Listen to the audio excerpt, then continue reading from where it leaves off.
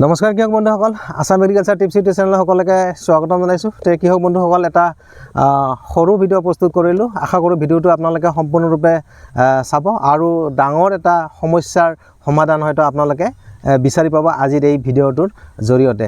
কৃষক বন্ধুসকল, আপোনালোকে বহুতে মোক কমেণ্ট কৰি থাকে আৰু বহুতে ফোন কৰি থাকে যে দাদা চাওক, এনেকুৱা মই হয়তো চাল কোমোৰা খেতি কৰিছোঁ বা জিকা, লাও, ভোলৰ খেতি কৰিছোঁ, কিন্তু ফল মাখিয়ে ফলবিলাক নষ্ট কৰি আছে। গতিকে ইয়াৰ উপায় কেনেকুৱা বা কি কীটনাশক আপোনালোকে স্প্ৰে কৰে বা আমি কি কীটনাশক স্প্ৰে কৰিলে এই সমস্যাৰ পৰা সমাধান পাম।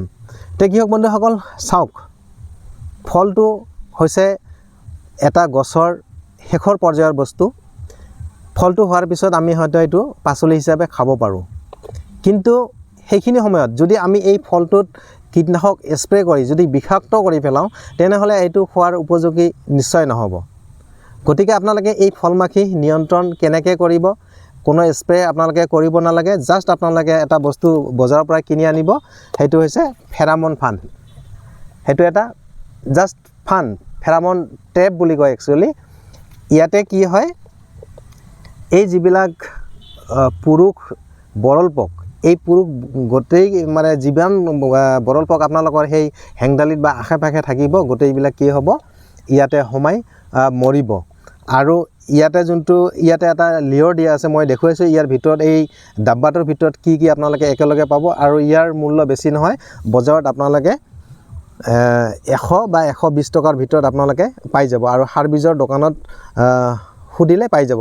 আপোনালোকে আকৰ্ষণ বুলিয়ে ক'ব পাৰে, আৰু নহ'লে বেলেগ কোম্পানীৰ সৈতে পাব পাৰে। গতিকে আপোনালোকে ফেৰামন ফান বুলি ক'ব যে আমি বৰল পোক মাৰিব লাগে, গতিকে তাৰ কাৰণে ফেৰামন ফান দিয়ক। হয়তো এইটো দি দিব, হয়তো বেলেগ কোম্পানীৰ বেলেগ মডেলৰ বহুত মডেলৰ আছে।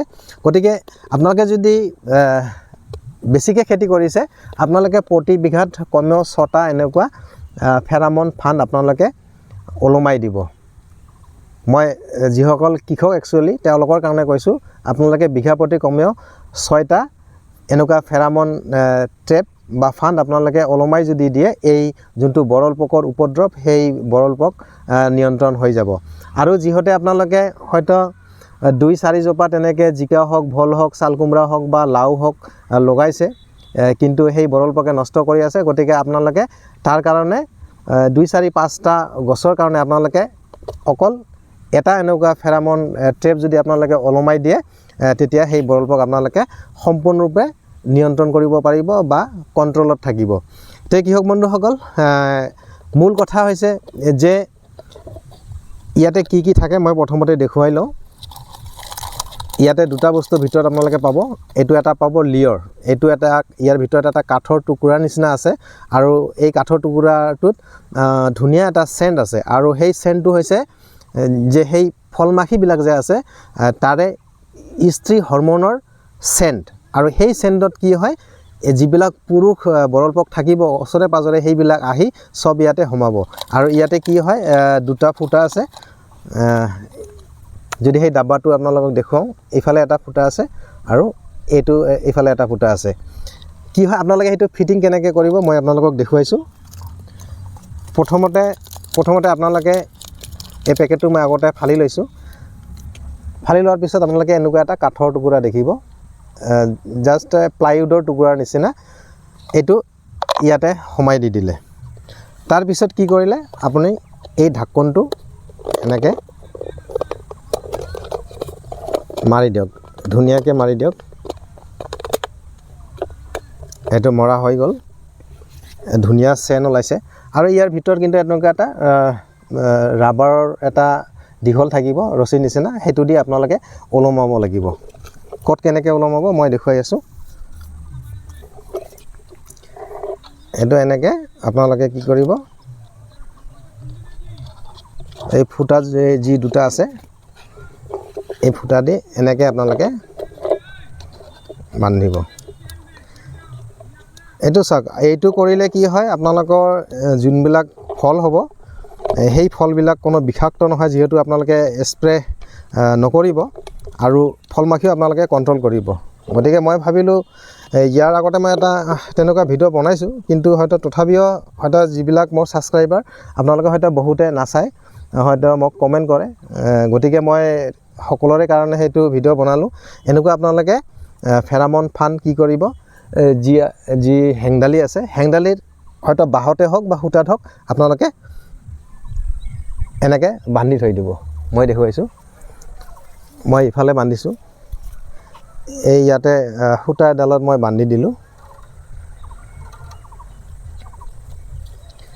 এনেকৈ মই বান্ধি দি দিলোঁ মই আকৌ কৈছোঁ যিহেতু আপোনালোকে ডাঙৰ খেতিয়ক বা বেছিকৈ খেতি কৰে আপোনালোকে বিঘাত কমেও 6টামান আপোনালোকে হেৰি কৰিব বান্ধি দিব আৰু ইয়াৰ যোনটো ভেলিডিটি মই কৈ থওঁ এই ভিতৰত যোনটো লিয়ৰ থাকিল কাঠৰ টুকুৰা নিচিনা থাকিলে যে আৰু যোনটো চেণ্ট ইয়াৰ আচলতে ভেলিডিটি 3 মাহলৈকে ভাল কামত দিয়ে 3 মাহলৈকে ইয়াৰ ভিতৰত বহুত তেনেকৈ বৰল পোক সোমাই হয়তো মৰিব আৰু কি হ'ব কৃষক বন্ধুসকল মই এইটো কথা ক্লিয়াৰ কৰি থওঁ অকল সেইটো যে স্ত্ৰী হৰমন ইয়াতে দিয়া আছে সেইটোই নহয় ইয়াত কিন্তু বিষ মিক্স আছে যেতিয়া বৰল পোকবিলাক এই ফুটা দুটাই দি ইয়াৰ ভিতৰত সোমাব তেতিয়া কি হ'ব সিহঁতে সেন্সলেছ হৈ যাব সেন্সলেছ হৈ যায় পৰি ইয়াতে কিন্তু মৰিব গতিকে আপোনালোকে দেখিব যদি আগৰ দিন বান্ধি এনেকৈ থৈ দিয়ে ওলমাই থৈ দিয়ে পিছৰ দিন দেখিব যে এসোপা একেবাৰে এই বৰল পোক ইয়াতে সোমাই মৰি থাকিব গতিকে আপোনালোকে এইটো এটা জৈৱিক নহয় ঠিক মানে এইটো নেচাৰেলৰ নিচিনা ক'ব লাগিলে গতিকে এনেকুৱা এটা পদ্ধতিত আপোনালোকে কোনো কীটনাশক স্প্ৰে নকৰাকৈ আপোনালোকে এই বৰল পোকৰ যোনটো সমস্যা সেই সমস্যাটোৰ সমাধান পাব পাৰে তেতিয়া কৃষক বন্ধুসকল আশা কৰোঁ ভিডিঅ'টো আপোনালোকৰ নিশ্চয় কামত দিব আৰু হয়তো আপোনালোকৰ তেনেকুৱা এই ভিডিঅ'টো চোৱাৰ পিছত হয়তো মোলৈ তেনেকুৱা হয়তো আপোনালোকৰ প্ৰশ্ন নাথাকিব যে সেই বৰল পোক আচলতে কেনেকৈ নিয়ন্ত্ৰণ কৰা হয় গতিকে আশা কৰোঁ আপোনালোকে নিশ্চয় বুজি পাইছে আৰু খৰচো বেছি নহয় মাত্ৰ 100-120 টকা যিহতে হয়তো বেছিকৈ খেতি কৰে তেওঁলোকক বেছিকৈ লাগিব তেওঁলোকৰ কথাটো বেলেগ আৰু যিহতে আপোনালোকে হয়তো 2-4 জোপা তেনেকৈ ভোল জিকা বা চাল কোমোৰাৰ খেতি কৰে আপোনালোকে এটা আনি যদি বান্ধি দিয়ে সেইটো 3 মাহ একেবাৰে নিশ্চিন্ত আৰু যোনটো সেই ফল মাখিৰ যোনটো উপদ্ৰৱ সেইটো একেবাৰে নাইকিয়া হ'ব তে কৃষক বন্ধুসকল ভিডিঅ'টো যদি কিবা কামত অহা বুলি ভাবিছে আপোনালোকে লাইক এটা নিশ্চয় কৰি দিয়ক আৰু নতুনকৈ যদি মোৰ চেনেলত কোনোবাই ভিডিঅ' চাই আছে আপোনালোকে এনেধৰণৰ ভিডিঅ' পাই থকাৰ কাৰণে মোৰ চেনেলটো আপোনালোকে ছাবস্ক্ৰাইব কৰি ৰাখক ধন্যবাদ